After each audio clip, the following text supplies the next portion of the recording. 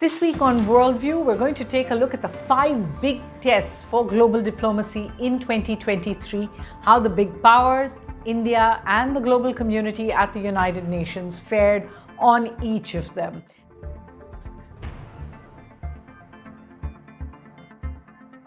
Hello and welcome. This is Worldview's Yearender at the Hindu with me, Suhasini, Haidar. So let's get right to it, to the start this week and the end of the COP28, the Climate Change Summit, or the Conference of Parties as it's known, held in Dubai. It ended with a final document called the UAE Consensus that agreed to a number of actions. So that's our global diplomacy challenge number 1, climate change.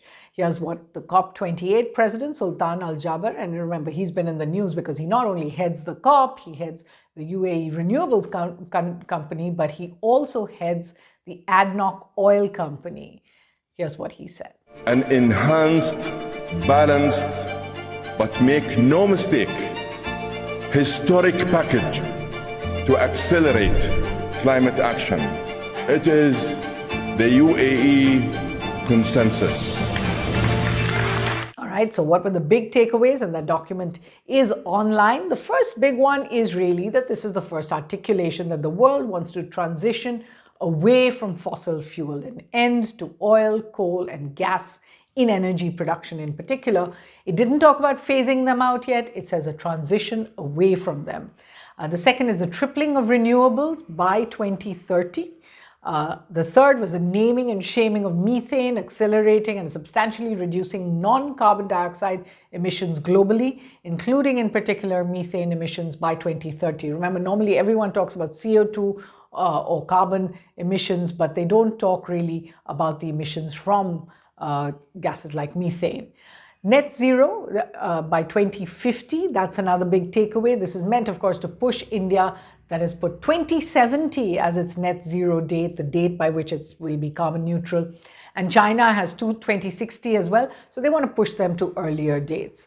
There's a loss and damage fund, we spoke about this last week, that was adopted with about $750 million committed by developed countries, most notably UAE, France, Germany, Italy, towards the fund that was set up during the Climate Change Summit.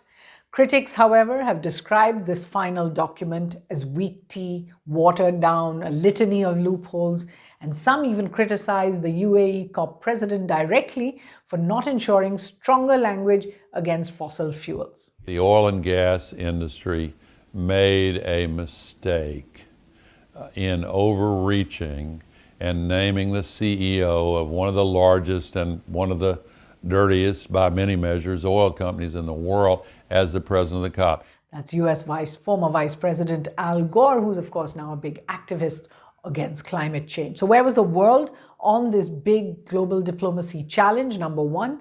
Of the P5, leaders of U.S. and China actually skipped the summit. They didn't even go. They sent their special emissaries. Russian President Putin actually flew into Abu Dhabi with much fanfare to the UAE, but he didn't go to the COP in Dubai. He signed a number of energy deals, fossil fuel energy deals in particular. Leaders of the UK and France attended COP28. At the other end of the global spectrum, small island states, climate vulnerable countries that bear the brunt of global warming all attended the COP28 summit, and they were perhaps the most critical. Listen in. We have come to the conclusion that the course correction that is needed has not been secured. We have made an incremental advancement over business as usual when what we really needed is an exponential step change in our actions and support. Mr. President, in paragraph 26, we do not see any commitment or even an invitation from parties to peak emissions by 2025. We reference the science throughout the text and even in this paragraph, but then we refrain from an agreement to take the relevant action in order to act in line with what the science says we have to do. The representative from Samoa there.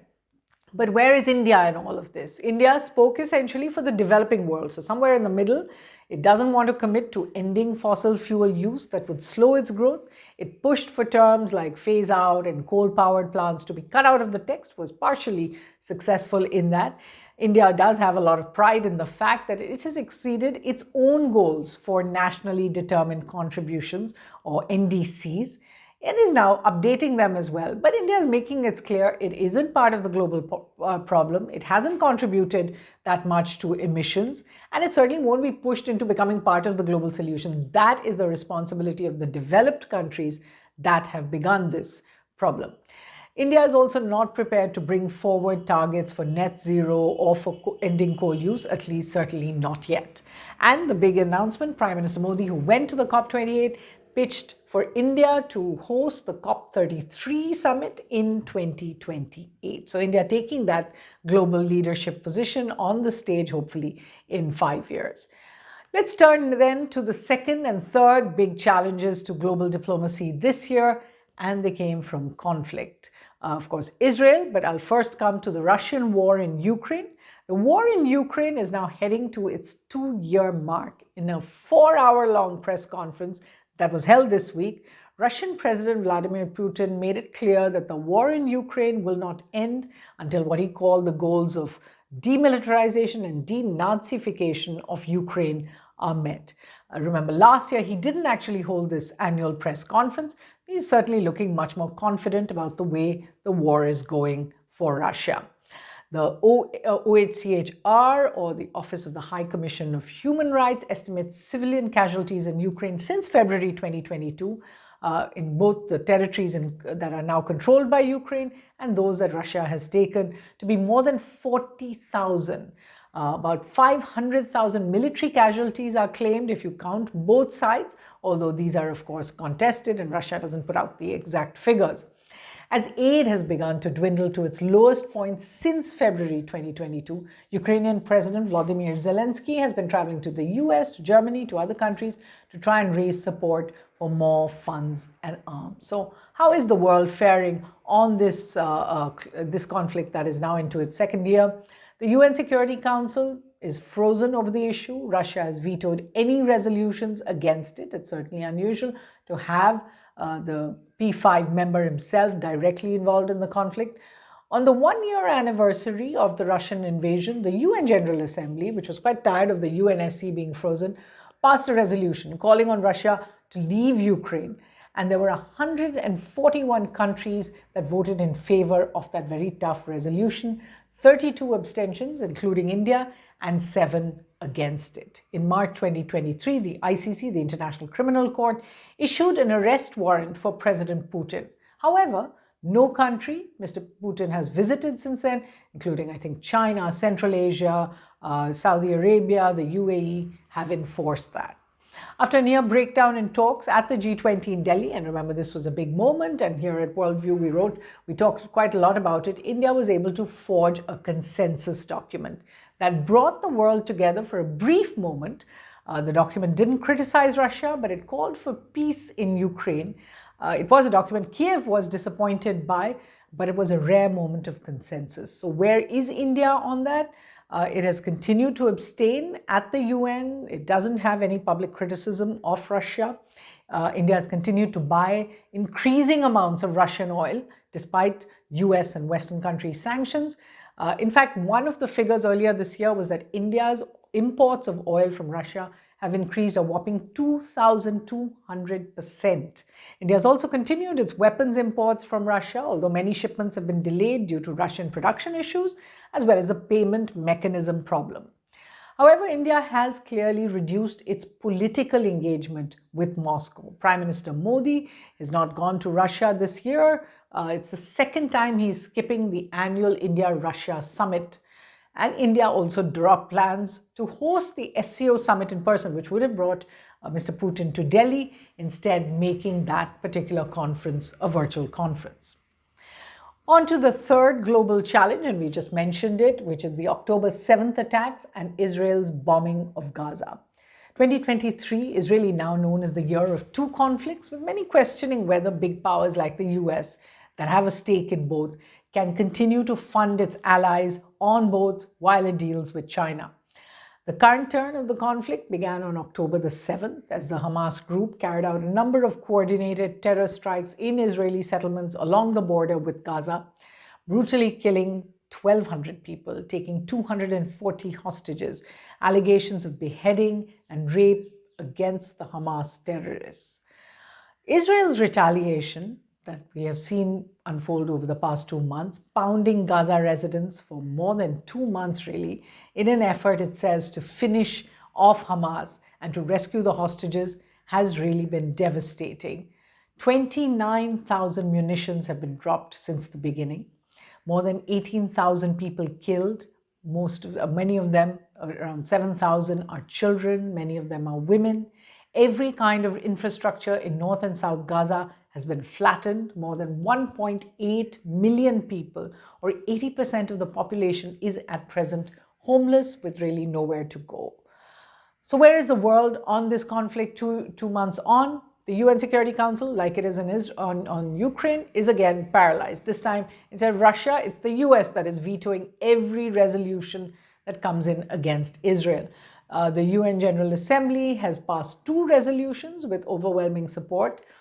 In October, 120 countries, or 2/3 present, voted in favor of the ceasefire. In December, 153 countries, 4/5 of those present, voted in favor, with severe criticism of Israel's actions. Several countries have also withdrawn their diplomats from Tel Aviv, like South Africa. But Arab states significantly have had several conferences to criticize Israel, but have not so far cut off their ties that were forged during the Abraham Accords. Israel's Prime Minister Benjamin Netanyahu has rejected the UN's calls for a ceasefire. He says the bombing won't stop until Hamas is eliminated.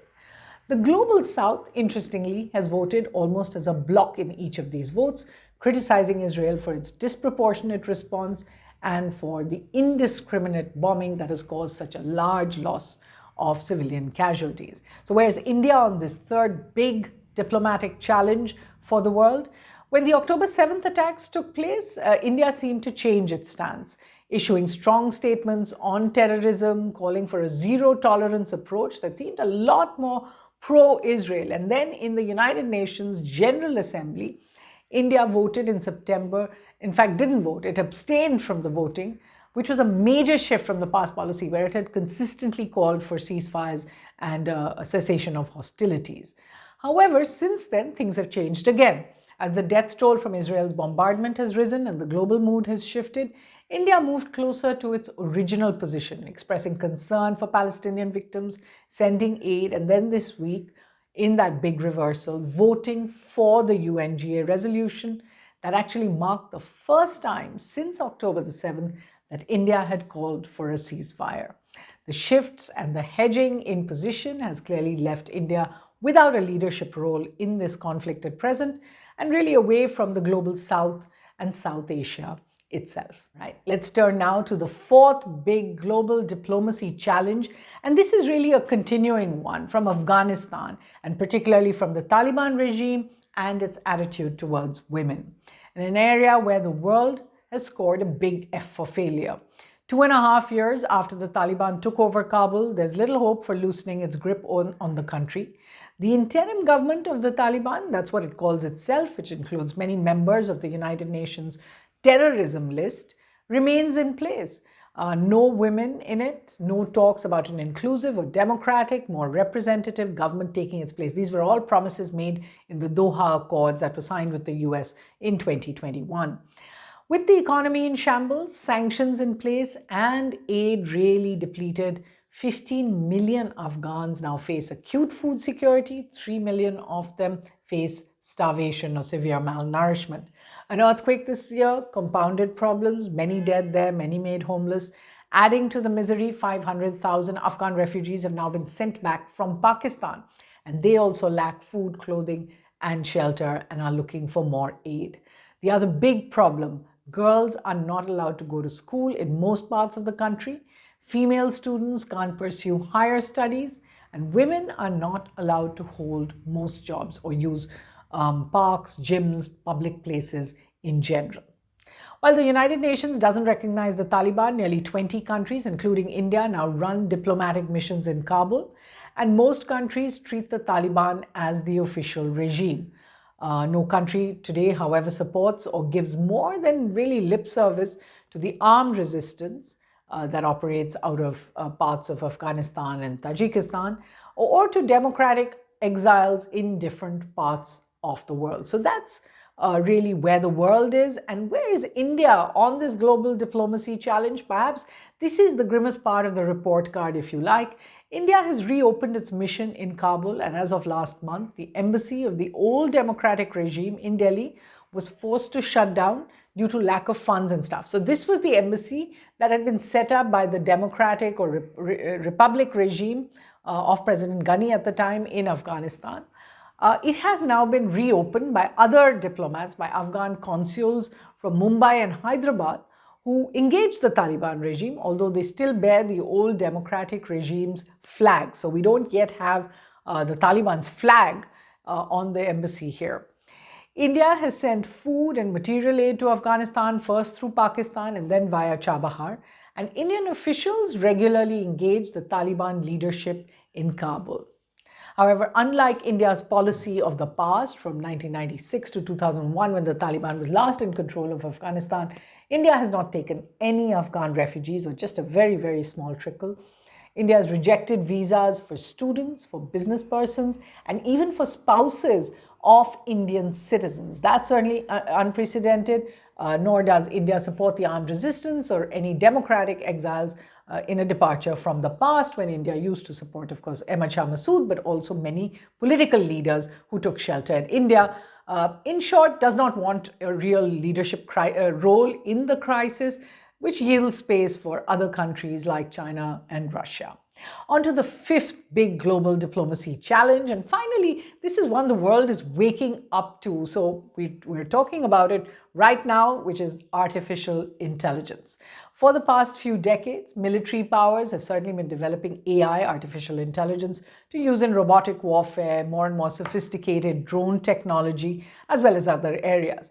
Private industry has also really been harnessing different AI applications, everything from machine intelligence, when it comes to communications, R&D, to machine manufacture as well. However, the use of artificial intelligence in information and information warfare, as it's being called, deepfakes and all the rest of that, has now become a cause for concern about everything. One is, of course, the job losses end of artificial intelligence taking over human jobs, but then to cyber attacks and also to the basic control that humans will have over systems vis-a-vis the computer. So the world is looking for ways to find common ground on regulating this kind of AI. Last month, this is where the world is, the UK actually hosted the first global AI summit, with Prime Minister Rishi Sunak bringing in many leaders from around the world and certainly many delegations. The US sent its vice president, the EU sent its chief, the UN Secretary General Guterres as well were there. The countries present agreed on an AI panel, an intergovernmental panel that really resembles the one on climate change that originally started the talks, the IPCC as it was known, that started the talks on countering climate change. So that's something as how the world is looking at AI. India too hosted this year's version of the Global Partnership on AI, GPAI or GPAI as it's known, in Delhi this month. It comprises 28 countries. It's a smaller group, 28 countries and the EU. And they look at the trustworthy development, deployment, and the use of AI.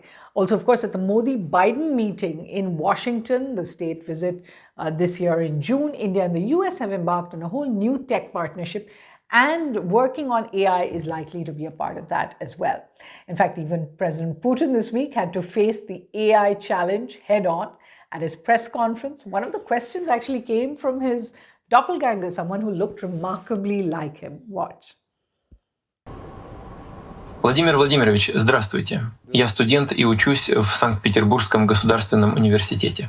Хочу спросить, правда ли, что у вас много двойников?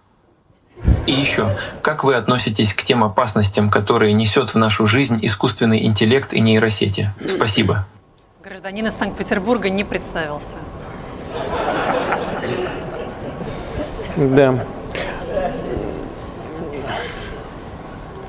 Вот я смотрю, вы можете быть на меня похожи и говорите моим голосом. Но я подумал и решил, что похожим на себя и говорить моим голосом должен только один человек. И этим человеком буду я. Вот так один из наших деятелей шутил когда-то. Вот. Но Что касается искусственного интеллекта. Да, вот это мой первый двойник, кстати сказать. So clearly the AI problem and its potential is a work in progress. We hope to do a full show on geopolitical developments around AI when we return with Worldview next year. So what's Worldview's take on the year gone by? Simply put, this has been a year that has seen global consensus and global action weaken more than ever before, as anti-globalization forces turn countries more protectionist, anti-immigration, as less countries are willing to follow the international rule of law, humanitarian principles, the entire system of global governance has gone into decline. India's path into such a future is really threefold: to strengthen the global commons as much as possible, to seek global consensus on futuristic challenges like the one we spoke about, and to understand the necessity, and I keep saying this point, for smaller regional groupings. This is for both security and prosperity alternatives.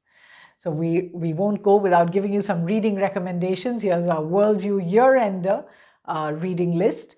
The first, India's Moment, Changing Power Equations Around the World by Mohan Kumar. Now, he's a former diplomat, he's an academic, he's an economic expert, he's a big expert on multilateral economics.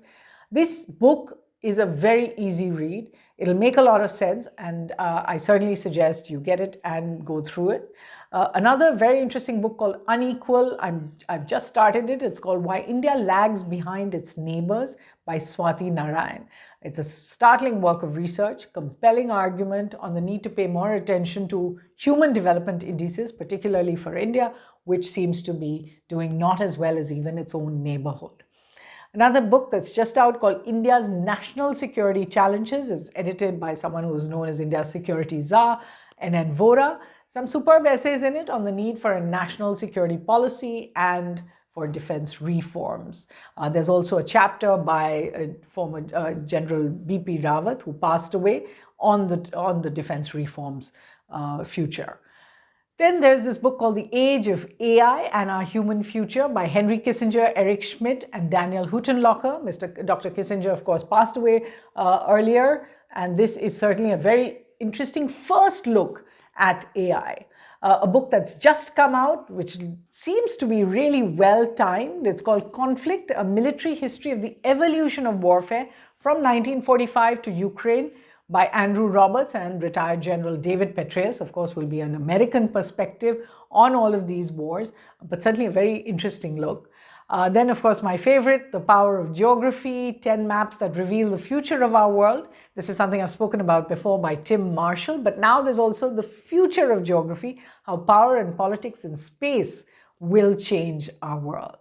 So we'll be back with Worldview in the new year and lots more to discuss with you. We hope you keep watching, keep writing in, log on to www.thehindu.com and certainly subscribe and like The Hindu's YouTube playlist. From the team at Worldview, thanks for watching and have a very happy new year.